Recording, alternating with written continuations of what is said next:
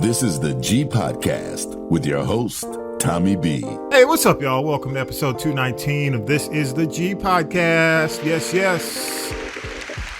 I am Tommy B, and there's no shaking going on in the A. Well, not yet. At least, man. New York, what a week. Wow. Each week we do news, politics, pop culture, and the piping hot tea from the one and only Tonya B. Syracuse Mike has your news update in a few minutes. The Newsmaker crew is here. Talib and Vi join me to discuss when trying to speak for all black people goes bad. We'll talk about that. Where is this puffy thing headed? And also we'll talk about women's basketball. That universe is on fire. But first, let's get into news with Syracuse Mike. News team, assemble! It's time for the Week in News with Syracuse Mike. Monday, former President Donald Trump posted the $175 million bond required in his New York civil fraud case. Also, a judge approved a gag order in Mr. Trump's hush money case. Off limits are attacks against the judge's family. Florida voters will get to decide in November whether abortion rights should be guaranteed in the Constitution. That was the ruling Monday from the state Supreme Court. However, in a separate ruling, the court upheld the 15-week abortion ban already in place and will allow the 6-week ban approved by Governor Ron DeSantis and the Republican legislature to take effect. DeKalb police have identified the man who rammed into the gate of the Atlanta FBI office on Monday. He is Irving Bowling of South Carolina. We understand that the driver tried to follow an FBI employee's car as it entered the fence and gated parking lot of the FBI office in Chamblee. But the gate closed and an iron block came out of the ground, destroying the front end of the vehicle. It was searched with robotic detecting devices. No explosives or weapons were found. Authorities are scratching their heads for a motive because the suspect seemed to be just an average citizen with a family, working as an insurance broker, and no prior criminal record. Bowling was taken into custody and transported to a local hospital for mental evaluation. The FBI said it is considering both state and federal charges against Bowling. The president spoke with Israeli Prime Minister Benjamin Netanyahu today for the first time since the Israeli strike that killed 7 aid workers with World Central Kitchen. He told Netanyahu that what's going on in Gaza is unacceptable. According to the White House, he also warned that U.S. policy toward Israel could change if they don't implement a series of steps to address the humanitarian crisis. Mr. Biden also said an immediate ceasefire is essential for meeting those goals. An earthquake rocked New York City this morning. The 4.8 magnitude quake originated in New Jersey. Engineers say it would take a 6.5 or higher to cause problems for the city's skyscrapers. There are only reports of minor injuries. Israel has dismissed 2 officers and reprimanded 3 others for their roles in drone strikes in Gaza that killed 7 aid workers from World Central Kitchen. The military says they mishandled critical information and violated the Army's rules of engagement, and continues to say the attack was a mistake. And Judge Scott McAfee rejected former President Trump's argument that the First Amendment shielded him from racketeering charges in Georgia because his claims of widespread election fraud are just political speech. So the case will not be dismissed. Hey, appreciate it, Mike, for the headlines, man. By the way, Talib, Mike said, "Who is Yoda?" I know, man. He laughed so hard he froze. But anyway, thank you, Mike, for the headlines. Talib and Vi here. No Newsmaker trivia for the week this week, y'all. Hope you both had a great spring break. Talking about Vi went to New Orleans. Good for you, man. Good for you. I just stayed in the A. Vi is always rain somewhere. I just live vicariously. Vicariously through Vi. That's all I do, man. Give it up for the country commentator. I'm trying to make up a lost time, bro. Man, I hear you, man. The military robbed me of 30 good years. There you go. I don't blame you, bro. Get on out there. Don't blame you at all. But I'm going to live vicariously through you. And y'all give it up. He wearing a Falcons hat today, y'all. Y'all give it up for the one and only Talib Shabazz. What's happening? I don't know if that's a positive move or a protest move. Well, I'm not sure. It's hey man, we're not bandwagon folks. You know? Ride or die, good or bad, I'm with them. Yeah, I hear you. Go ahead, there. You and Biggity Bankster, one of our followers. He's do or die. Do or die. Hey, I'm with you on that. I'm with him all the time. I'm gonna have to, call suspect when I see it. Okay. Right. You can call it and still be ride or die. Yes, I'm gonna call it. All right, let's jump right into it, man. We got a lot to talk about. We took off a week, and I definitely want to hear what you fellas have to say, man. I'm gonna start with everybody's fan favorite, Charlamagne from the Breakfast Club. He appeared on the Daily Show with what a lot of folks are calling an irresponsible take on DEI. In the segment, he made it pointed to the television commercials that aired after the death of George Floyd. Which a lot of people agreed. Some of them may have been a little bit over the top with these companies. He noted how several companies still have all-white executive teams making calls on a lot of these scenarios and situations involving DEI. I think the issue, and I'm going to go to you, Talib, first and then go to Vi. The issue is recklessly saying it's mostly garbage. And a lot of folks point to the fact that he's not an expert, nor does he really refer to any statistics or any experts to even be able to refer to it as garbage. One expert, and I think this was in Forbes, quoted saying 94% of the participants in the program that they use deem the sessions as practical and useful. So they got something out of it. Right. And yes, I mean, in every industry, no matter what you're doing, it could be driver's ed, it doesn't matter. In every industry that teaches, there's always a situation where you've got bad apples. That's just the nature of the beast. But to just go national and label something garbage is irresponsible. And what makes it even more egregious for me, and I'll go to you, Talib, is that a lot of his audience is Black or brown. And in a lot of cases, these people have, again, DEI is not just Black. Right. I don't know why Black people have just 100% being associated with DEI. That's not the case. But we benefit. Yes. Even from the people who are leading the charge, a lot of them are Black or brown. So the interesting thing is you throw garbage on something that could be benefiting your own people.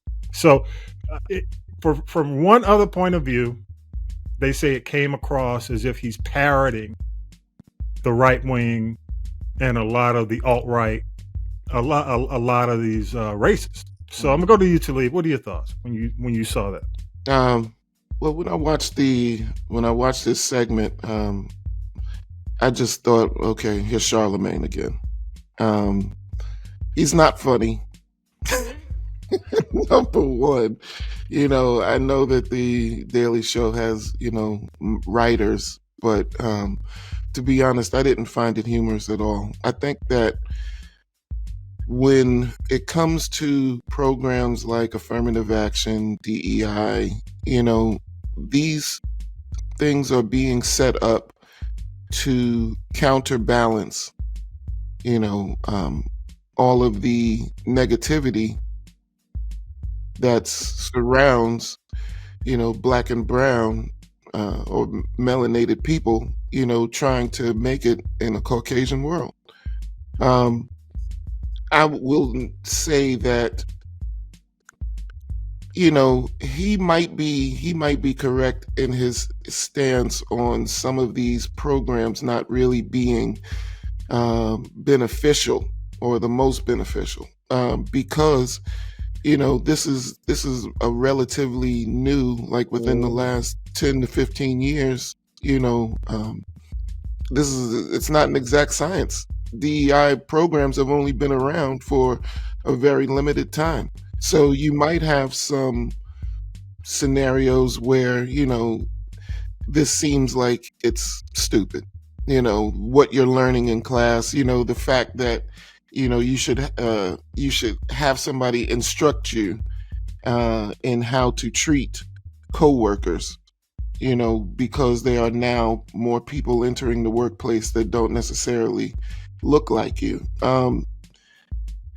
not only is it, to me, is it irresponsible, I just think it was mean-spirited. Like a lot of what Charlamagne does. He's mean-spirited. His interviews, if you watch The Breakfast Club and you see what he does, he's there to start trouble. He's there to create controversy. He's there to get things going, and he does it well. I'm just not a fan. Yeah, I hear you. Let's go to you, Vi. Vi, your thoughts? I watched it, but I couldn't watch all of it. I said, this dude, he's like a male Candace Owens. That's what it felt like. Dude, really, it's like the slogan, don't do drugs. Okay. It didn't cure everything, but it did help. And I'm like, who said DEI? Okay, DEI. It ain't causing no problems now. It ain't causing no problem. He said, who caused all the problems? White male. Every time a white male been completely in charge of everything is messed up. So, I mean, if you got a problem with DEI, okay, make it better. Don't get rid of it. We don't want to go back to the old white male rule because that didn't work neither. So why you keep trying to go back to the old way? That's the reason why the DEI came out. So if it don't work completely, nothing works 100%, but instead of getting rid of it, improve it. Cause it's clear that we need it. There's so much racism in this world, and why America is so afraid of men that is here, I have no idea. Cause it's here. The whole world knows there's a lot of racism in America, except for the United States. So admit that we got a problem, then maybe we can fix it. So no. Yeah, except for Tim Scott. No. And I can't listen. I can't listen to people like that. I can't listen to you. So you just ignoring all the things going on in this world that show you that it exists. Yeah. Let me go back to you, Talib, real quick, and I'll jump in. Go ahead. Yeah, I just think it's funny how all of these, anything that's there to balance out, the colonial mindset is deemed, a weapon by the conservative right at the moment, to call Baltimore's mayor a DEI mayor. These people, it seems like they always try to find something that creates a rallying cry around an issue that's really a non-issue. And they're using DEI now as another way of just saying Negro or, melanated person. And, it's just more political tactics. It's just more of this sleight of hand that I always talk about, and it's old. It's really, really old now, That's all I want to say. And I'll say this, and, I'll give you the last word on it, Vi. I'll say that it's unfortunate that this is all about the boogeyman. Right. This is all about stirring up a base.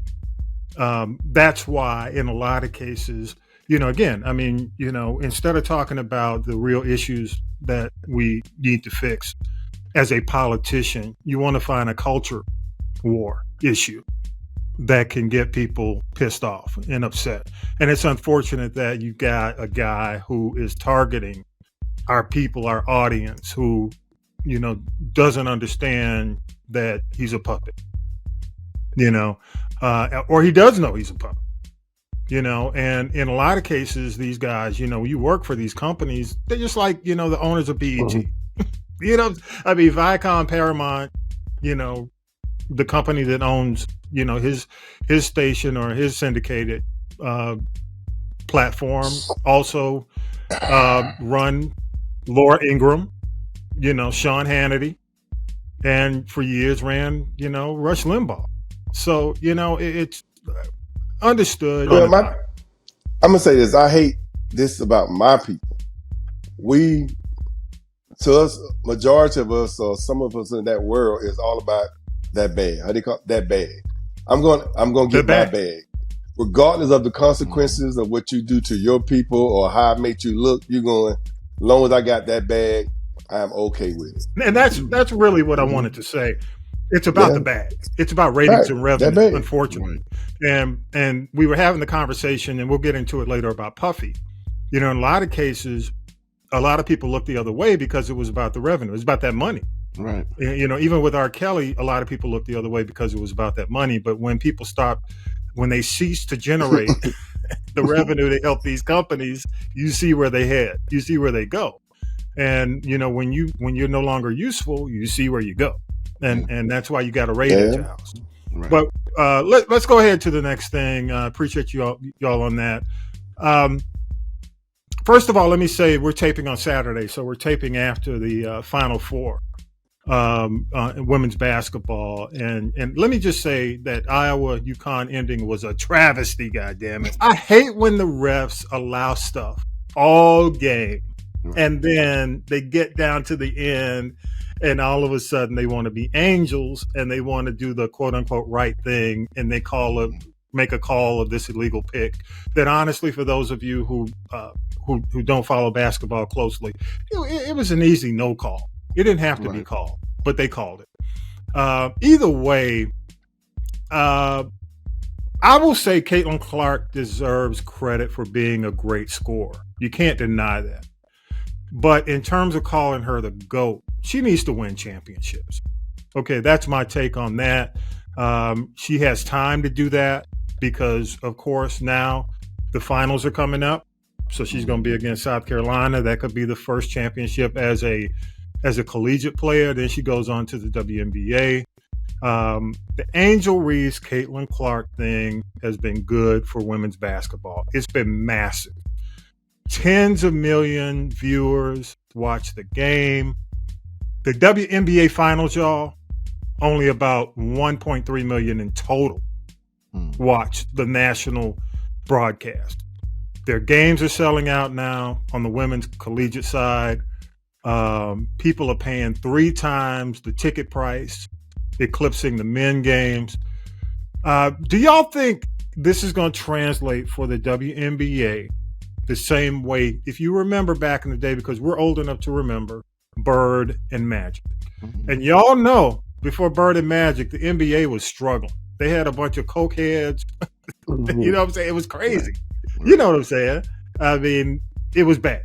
It was going downhill. They didn't know where to go. They didn't have the international players coming in, and they were trying to make a decision. They were losing money. And then all of a sudden, this Bird Magic saved the NBA. Do you think this is going to translate into helping the WNBA? Because we know the women don't make enough money. They have to go overseas at the end of every season, or like Brittany Griner went to Russia, and got into the situation. Do you think it's going to help? Let me start with you, Vi, and I'll go to you, Talib. Only if Caitlin and Angela is part of the top 5 players. If they're not part of the top 5 players or top 3 players in WNBA, then no. Whatever team they got to go to, got to be fighting for championship. Because that's what Bird and Magic did. When Bird and Magic got in the league, they was ranked as one of the top 5. They were the top 5 players they got in the NBA. And their team was making it to the championship. So them 2 girls don't lead their team to the championship, and they're not talking about like the top 3 or top 5 players. No, it's not going to do it. That's a good point. Good point. If you don't know, if you were under a rock, Larry Bird went to the Celtics, revived that organization, but they were also very competitive anyway. Yeah. And then, of course, Magic went to LA. And they was already good. He just made them better. Yeah, so true. Yeah, he did. Yeah, had Kareem and everything. Go ahead, Talib. What do we? No, I mean, do you think? Because you know what the WNBA is now. Yeah. So and I'm just saying. I mean, when you look at the games, even here in Atlanta, the dream. You look at the struggle to even have something at Phillips. Do you think it's going to help the WNBA? Because the collegiate side is different. Even I hear, and I'll say this. On the men's side, people say the women's games are better because in a lot of cases, the women stay around long. They develop their personalities. with the guys, we don't even know who's playing. No. Right. because it's on the fellas, the collegiate side, the men's side, it's one and done. Right. These guys come in, they out, they gone to the NBA. Yeah. But on the women's side, Talib, do you think their presence coming into the league now, because even the draft is coming up on April, as we tape now, April 15th, for the women's side, do you think it's going to help the WNBA? I would like to hope so. I think that being that I have actually checked out a dream game, I will say that it is definitely high energy. You know, the women's game, it's a faster game because it's not as flashy, you know, I guess. You know, it seems like the pace is different. Everything is, you know, to me, it was like watching like high school ball in terms of the ball movement, in terms of, you know, even the girls' mechanics on the floor, you know. So yeah, I would like to hope that, you know, this is what sparks, you know, more interest in women basketball. It's definitely done it for college, you know what I mean? And even though I think that a lot of it is manufactured, you know, it's still good for the game, you know. So I'm very hopeful that this is the kind of spark that the WNBA needs in order to get to where the players don't have to work as hard, you know, in order to be able to sustain themselves in a career from it. You know, it's funny, man. You say manufactured. Mm-hmm. I have never seen, and you know, I played sports all my life.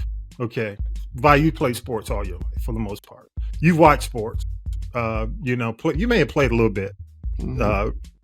Talib. Oh yeah. But bottom line is, when it comes down to it, I've never seen the word rigged as much this year and last year, these last few years, than I've ever seen in watching professional sports or sports in general.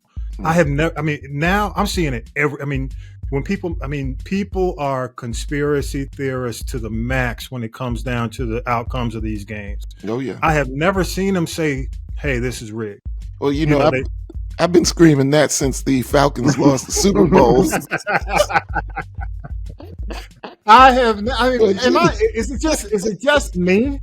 No, is it just me? The Super Bowl, the NFL rigged. Yeah. You know, the NCAA rigged. The NBA is rigged. I have never seen as many people calling out the sports world as being rigged as what I'm seeing now. Well, I will say this, you know, so it's funny you say manufactured. Because it is, you know, it was, I mean, obviously, you know, if you thought that whatever happened between Reese and Clark last year was a big deal, then you've never ever gone down to the neighborhood basketball court. Big time. And seen or heard what comes, you know, from, you know, just a simple pickup game. So, you know, these things are translated to people who are, or let me say that these people that aren't necessarily aware of these things are now receiving their translation. You know, because that's the game, period. You're going to talk trash, you know, it's competition. So tempers are high. Everything is at a fever pitch.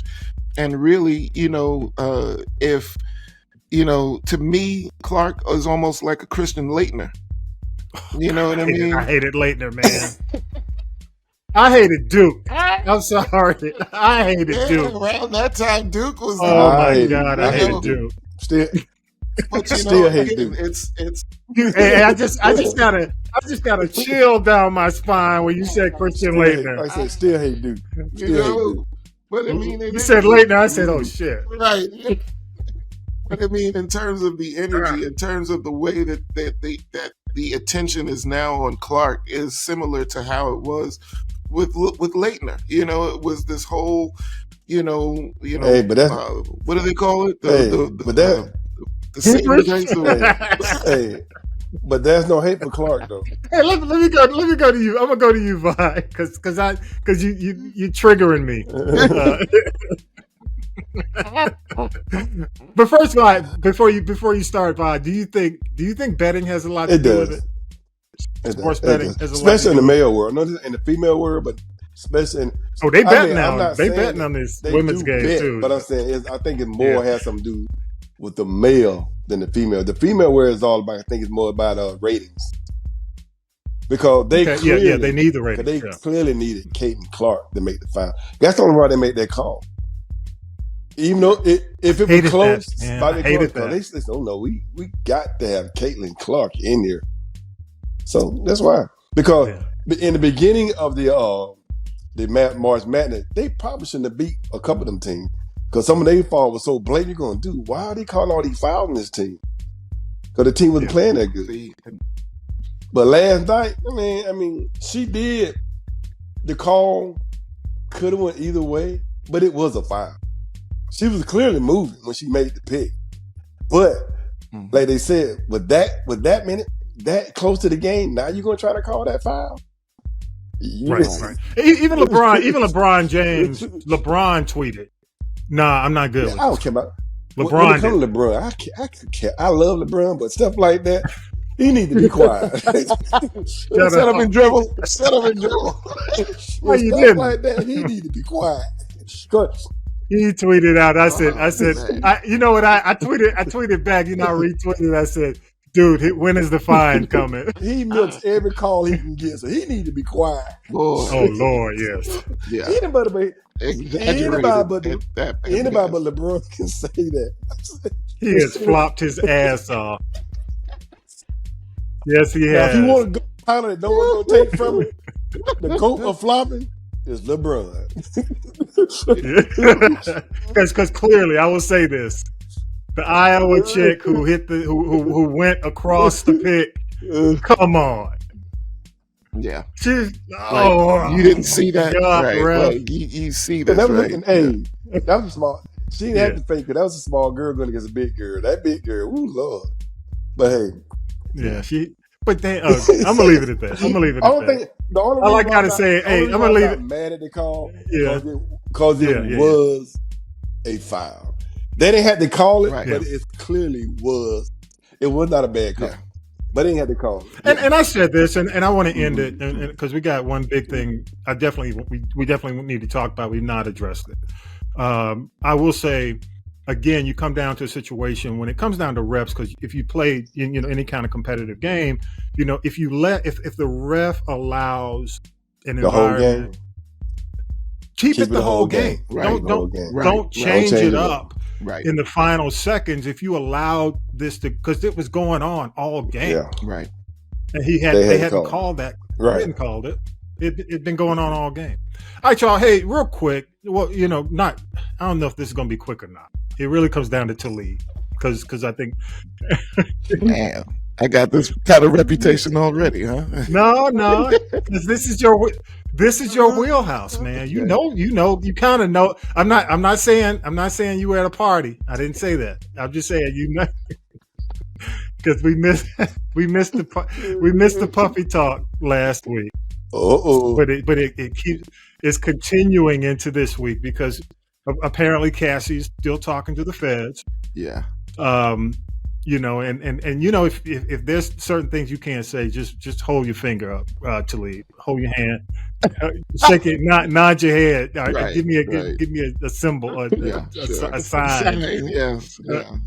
Recent accuser Lil Rod could be potentially about to talk to the feds, based on what they're saying, and the new lawsuit is coming in accusing Christian King Combs. Committed sexual assault on a yacht back in 2022. All this stuff's coming to light right now. Where are we going, Talib, with this, man? Where do you think this is headed? Okay, so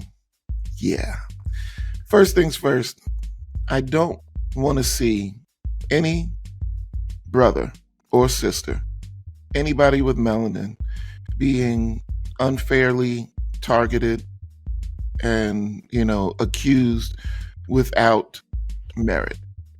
Yeah.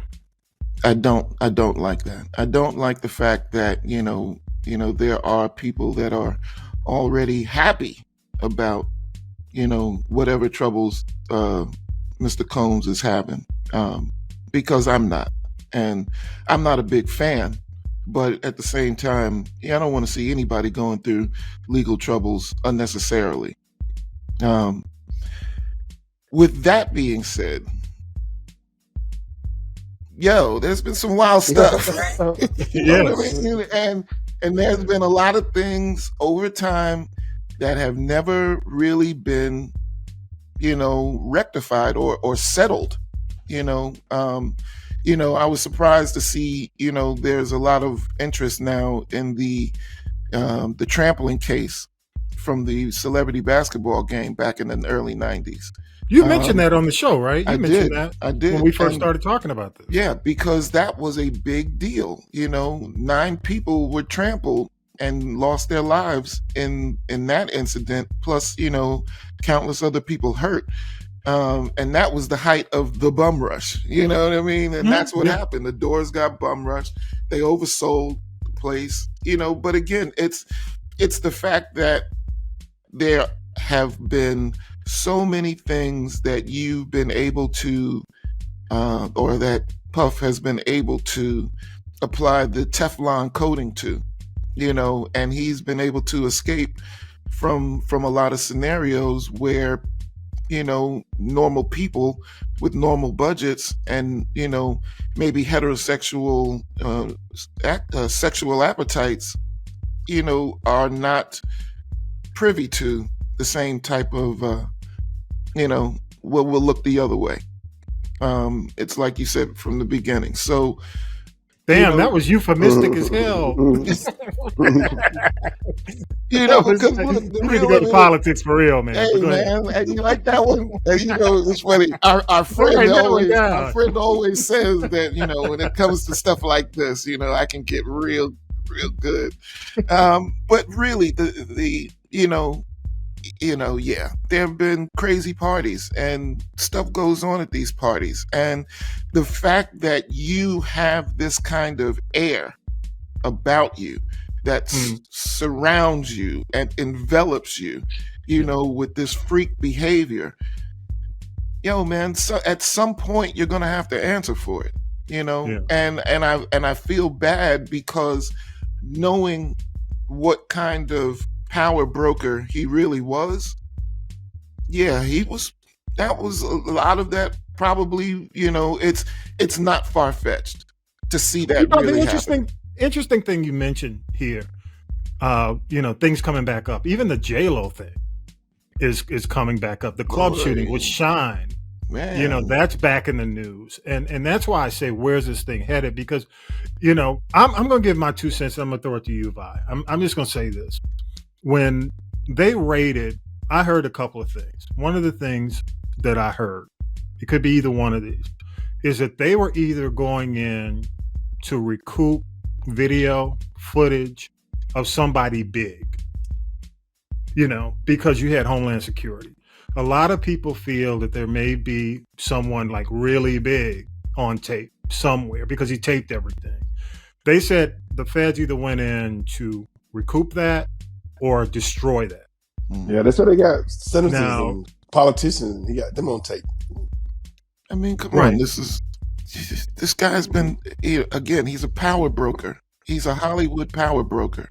Yeah. So he's got everybody because everybody wants to be around him. And that's the dynamic. That's the real issue, in these Me Too scenarios that keep popping up. Because it reminds me of Epstein now. It's totally Epstein. It's totally Weinstein.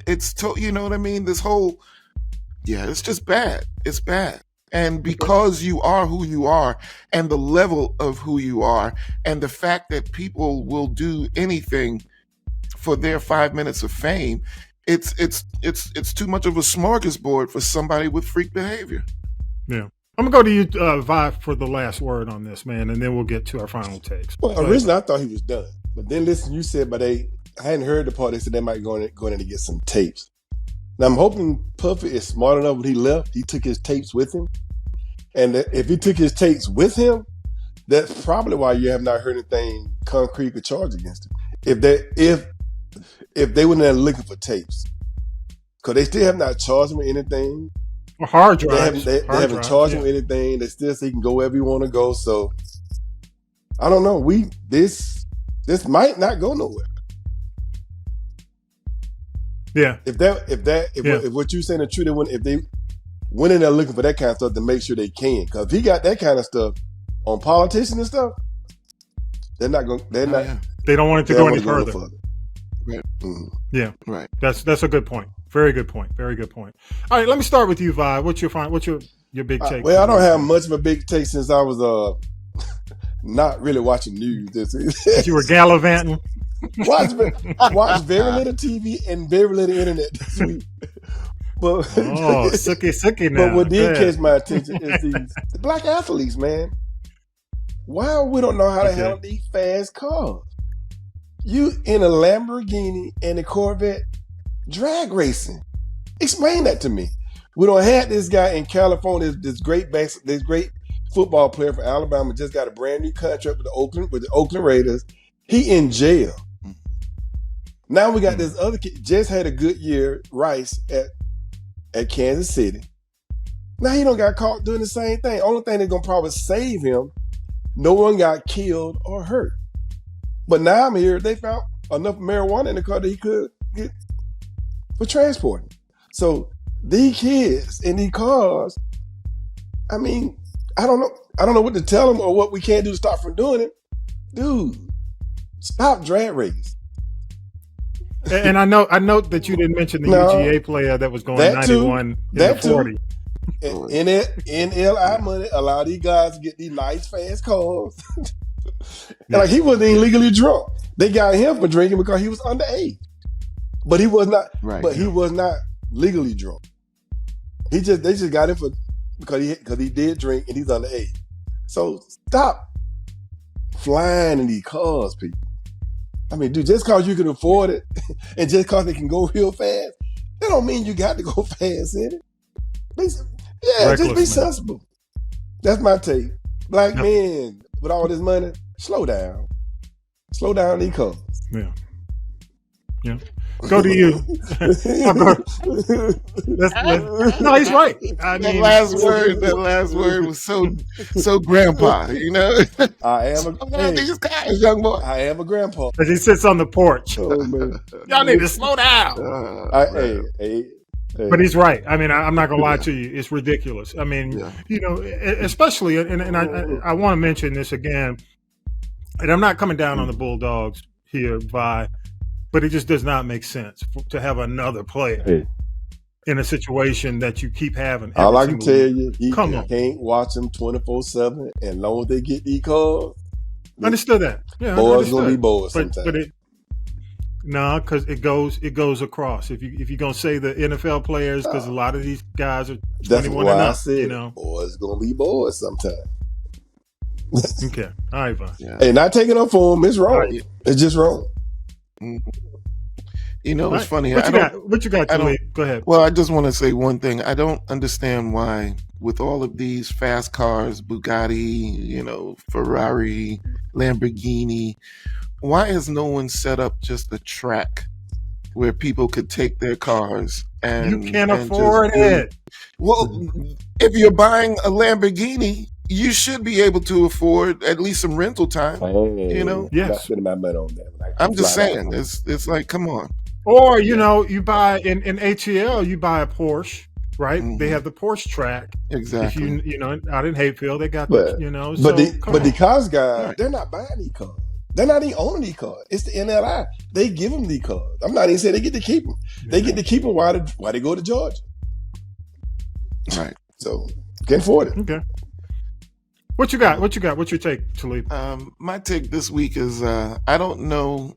Well, for something that I've been researching has been out for over a year. I've not seen anything until like these last 2 weeks, but apparently there is a new sexual term called gynosexual.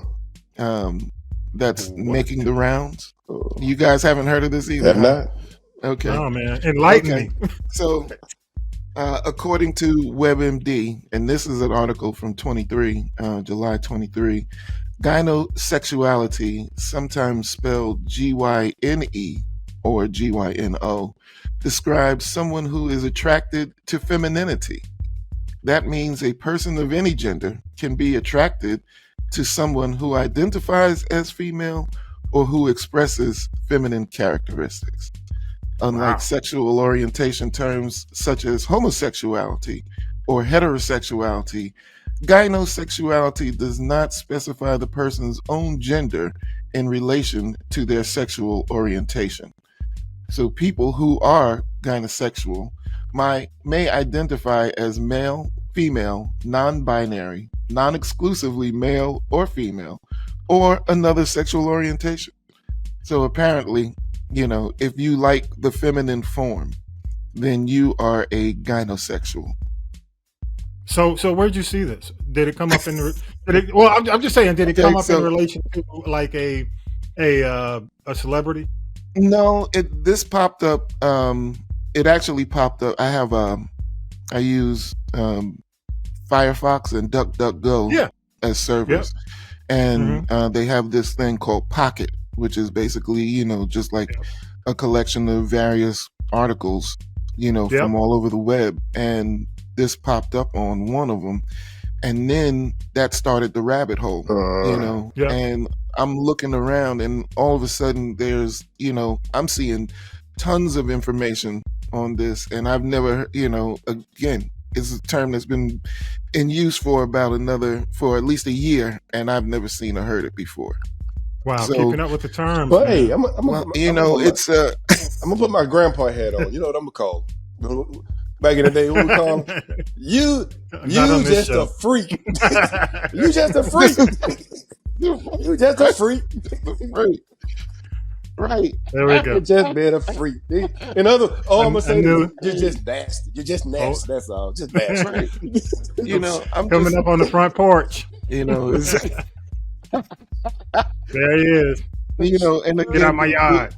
The only reason I'm even really bringing this up at this particular juncture is just because, I think that in life right now, we just have way too many choices. Way too many. There's so many things that are being thrown at us, from every different direction. Some new belonging to, some something that catches it's overkill. It's overload. That's what it is. It's sensory overload right sure now. Is binary, gay, transsexual. I mean, good. Yeah, I mean, well, and that's the world. I guess we're in a situation where we are. You got Gen Z, Gen Y, Gen Z, so on and so forth. We're Xers. So I just need to ask you, right? And we didn't have to deal with that. It was but again, I guess it goes back, and I'm gonna go ahead and give my take, because Vi can go on from the porch forever. So I'm just trying to keep the show on track for a minute. Like the porch. And I'm gonna say, and give him the last word. I am just going to say it goes back to the DEI thing. Everybody, you're dealing with a lot of people who identify based on their tribe. You've got a lot of people who identify these tribes, and they're coming into one space. You got to know the tribes. Yeah. You understand what I'm saying? If you don't understand, if you don't know the tribes and understand the tribes, then you may not understand the conflicts and the behavior. Right. So I'll leave that at that. My take for the week, y'all, because I don't spend a whole lot of time on it. I just want to say, going into this week as we tape, Biden is behind by 8 points to Trump in the recent poll. And the song "Sympathy for the Devil," Rolling Stones. Yeah. It is like What else could it be but sympathy for the devil? It's like the worst of the worst gets the worst, and he goes up. I just don't know what to say anymore. It's like the worse it gets for him, the better his polling. And I am going to say this. I do think, just from a marketing standpoint, because I see some of the Biden ads, I think, and I want to maybe we can talk about this next week. Biden's going to have to get spokespeople for him who people like. He's going to have to get people who will endorse him. And I'm not saying that these people would do it. It doesn't help when The Rock comes out and said, hey, I'm not going to endorse him this year, because he needs people who are famous to say, look, I'm supporting this guy because I don't want this. I don't want this. It's going to take a LeBron James. It's going to take a Taylor Swift. It's going to take a Beyonce. It's going to take some of these big names to come out and say, look, my people, I need you, whether you agree with them or not. Because ask yourself, who's going to do the same thing for Trump? I haven't seen anybody except for Chachi from Happy Days. I'm sorry. Did I? Scott Baio. Scott Baio has come out to endorse Trump. Yes, and we're all celebrating. I'm just saying. But I'm just saying, if you look at the people who come out and endorse or show up at the events, they're people nobody cares about. The people who most people care about, who are at the top of the polls, the ones who the celebrities or the names, just come out and say, look, hey, what's going on? Yeah. But to for Biden to be down 8 points, at this point when Trump's getting hit left and right, losing these cases, it just doesn't make sense to me. I'll leave it at that. That's my take. Yeah. Okay. The only thing I want to say on that is cult of personality. Sympathy for the devil. Well, go ahead. Or cult of personality. Who did that song? Living Color. Living Color. Yeah. Living Color. Cult of personality. All right, I love getting your feedback, y'all, positive or negative, on our episodes. Go to castropolis.net. Choose the people poll, leave us a message. I'll play it back. Again, appreciate you, Talib Shabazz. Appreciate you, man, jumping on for this week. Falcon hat and all. He's here. Yes. Yeah. And thank you again, the country commentator, man. Appreciate you, man. Yes. Yeah. Appreciate y'all, man. Let's go ahead and do the tea with Tonya B, and we'll come back right after this. Appreciate y'all again, man. More. This is the G Podcast after the break. Hey, this is Tommy B from This Is the G Podcast. I want to encourage all my G's who reside in the area of Jonesboro, Stockbridge, Covington, Conyers, South Gwinnett. That's the new Georgia Congressional District 13 to vote for Karen Renee for Congress. Karen Renee is a true advocate for her constituents and truly believes in empowering the people. Visit electkarenrenee.com for more information and also find out whether you're in the new District 13. Follow her campaign on Facebook at Elect Karen Renee. Let's support a candidate who truly represents the people. Now then, children, it's time for tea. It's tea time, y'all. Sippin' the tea with Tonya B. Yes, children, it's time for tea with your girl Tonya B. This is the G Podcast, so let's get ready for some GT. Now, this week in history, we lost two major icons some years ago. April 1st, 1984, we lost the late, great Marvin Gaye. April 4th, 1968, Dr. Martin Luther King Jr. Nobody, I say nobody, has been able to fill his shoes in all these years. We miss them both. And the struggle continues because the struggle, I can't even get it out. Tommy B, the struggle is real. Shout out to everybody who survived that earthquake on Friday. My goodness, it went from Connecticut all the way down to Baltimore. Then there was an aftershock. Can you believe it? My question is, who in that corridor has earthquake insurance? I hope everything is cool. Material things you can replace, loss of life, thank God there was none. This coming Monday, Jonathan Majors gets sentenced in that court case. Did you know Nick Cannon is now a supporter of April as Autism Awareness Month? He just released a statement saying that one of his 2-year-old sons, I don't know which baby mama it is, but they were recently diagnosed with autism. Shout out to all the parents and caregivers who take care of those people that struggle on the spectrum. Why are these two men trying to sue Michael Jackson's estate to unseal files when they took naked pictures of him back in the 90s? You know what? Leave them alone.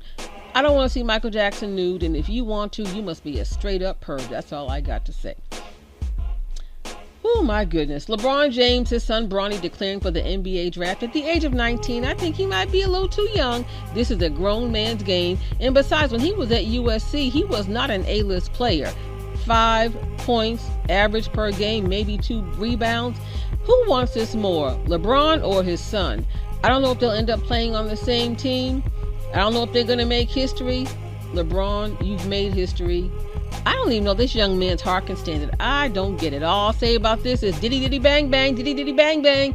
More Diddy fallout. We tired of you. Go over in the corner with Neo and Nick Cannon and R. Kelly and Lizzo and the rest of them. I am so over this now. His son Christian's been accused of some of the same allegations filed against his father. Cassie is dealing with the feds. G-Dep's out of jail. Folks are talking. Folks are telling lies as well.